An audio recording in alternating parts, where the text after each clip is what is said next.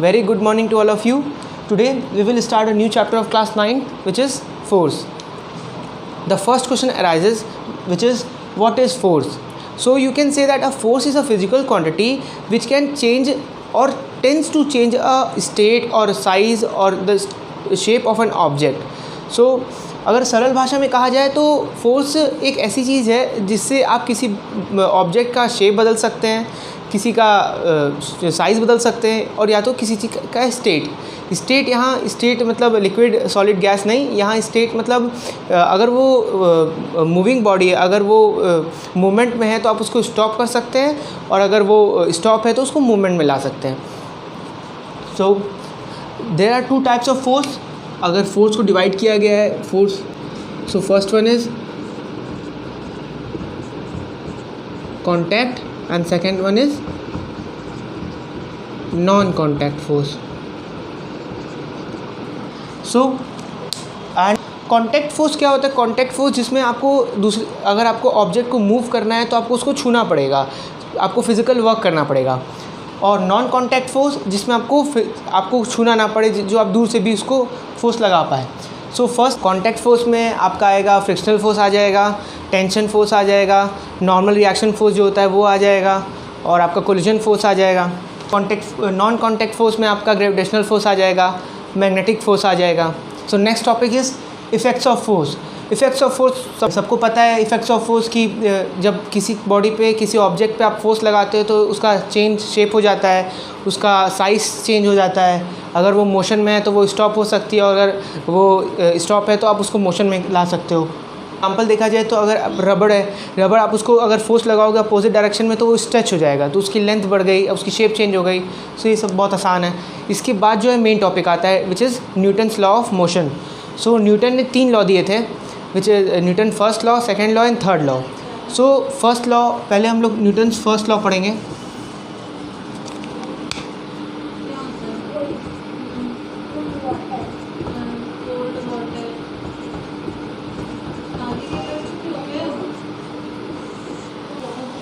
अगर हम लोग न्यूटन फर्स्ट लॉ की बात की जाए तो इसको लॉ ऑफ इनर्शिया भी कहते हैं. न्यूटन ने ये बताया था कि अगर कोई भी चीज़ सीधी चलती है, अगर कोई भी बॉडी अगर मोशन में है तो वो तब तक सीधी चलेगी और तब तक मोशन में रहेगी जब तक उसके ऊपर कोई और फोर्स नहीं लगाया जाए. Let us understand it by an example. अगर ये एक बॉडी है ए, इस पर अगर हम लोग फोर्स का डायरेक्शन अगर परपेंडिकुलर लगा रहे हैं तो ये एक स्ट्रेट मोशन में तब तक चलती रहेगी. अगर ये एक ब्लॉक है, इस ब्लॉक को हम एक आइडल ब्लॉक मान रहे हैं, यहाँ पे ऑयलिंग है, यहाँ पे ग्रीसिंग है, जिससे फ्रिक्शनल एकदम नामात्र है, तो ये बॉडी तब तक सीधी चलती रहेगी जब तक इस पर कोई फोर्स नहीं लगे. ये रुकेगी नहीं क्योंकि यहाँ फ्रिक्शन नहीं है, ये फ्रिक्शनलेस है, और हम लोग अगल बगल से भी कोई फोर्स नहीं लगा रहे हैं, तब इसलिए ये सीधी चलती रहेगी. और यही है न्यूटन का first law. So that was all about the Newton's first law. So Newton second law of motion. Newton's second law of motion states that the rate of change of linear momentum is so the Newton's second law of motion states that the rate of change of linear momentum is directly proportional to the force applied. इसी पे हम लोग का ये formula बना है F is equals to m cross, where a is the acceleration and m is the mass and F is a force. So the rate of change of linear momentum he acceleration है, और directly proportional होता है force के. जिस direction में आप force लगाओगे उसी डायरेक्शन में वो मोमेंटम होने लगेगा उस बॉडी का. So Newton's law of second law of motion यही कहता है. Newton's third law of motion states that the every action has a equal and opposite reaction, और इसका फॉर्मूला होता है F12 is equals to minus F21. ये formula कुछ नहीं है, ये बस एक मैथमेटिकल एक्सप्रेशन है न्यूटन्स थर्ड लॉ का, कि जब आप फोर्स लगाते हो तो उसका अपोजिट फोर्स भी लगता है. अगर ये एक टेबल है, अगर आप अपनी बुक अगर एक टेबल पे रखे हुए हो तो बुक नीचे फोर्स लगाएगी, और अगर किसी डेस्क पे आप अपनी बुक रखे हुए हो तो बुक नीचे फोर्स लगाएगी एक्सेलरेशन ड्यू टू ग्रेविटी की वजह से, और जो डेस्क है वो नॉर्मल रिएक्शन लगाएगा अपोजिट डायरेक्शन में ऊपर.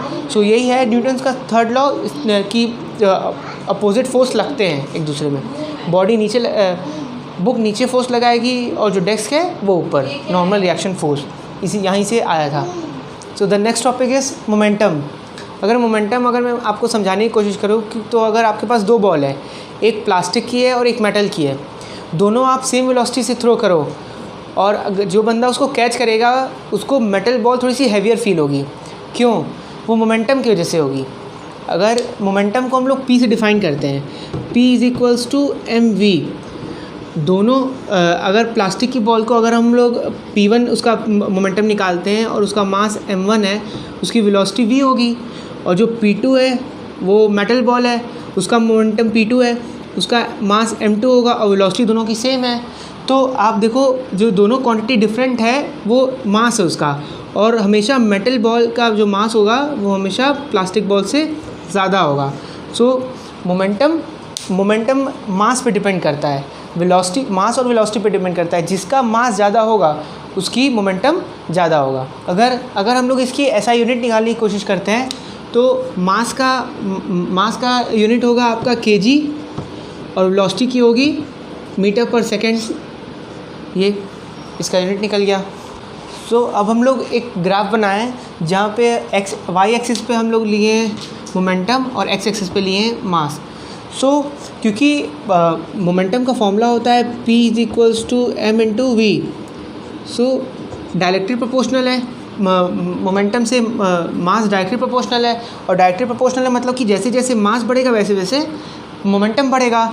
तो जो भी चीज़ डायरेक्टली प्रोपोर्शनल होती है वो एक कांस्टेंट लाइन बनाती है। ठीक है, तीन ग्राफ हैं। ये फर्स्ट ग्राफ था और so this is the second graph. यहाँ पे y एक्सिस पे मोमेंटम है, x एक्सिस पे वेलोसिटी। सो अगर आप फॉर्मूले पे देखोगे तो मोमेंटम से वेलोसिटी फिर से डायरेक्टली प्रोपोर्शनल है। सो फिर से जो लाइन है वो कांस्टेंट ही बनेगी। थर्ड ग्राफ थोड़ा सा कॉम्प्लिकेटेड है क्योंकि y एक्सिस पे हम लोग बनाए वेलोसिटी रखें और x एक्सिस पे हम लोग रखें मास, पर हमारा जो फॉर्मूला है वो मोमेंटम में है और हमें चाहिए किस में, वेलोसिटी में। सो हम लोग पहले देखेंगे वेलोसिटी को टर्म्स मिलाएंगे। सो अगर हम लोग वेलोसिटी को इन टर्म्स में लाना है तो v is equals to p upon m हो जाएगा। So v is inversely proportional to m।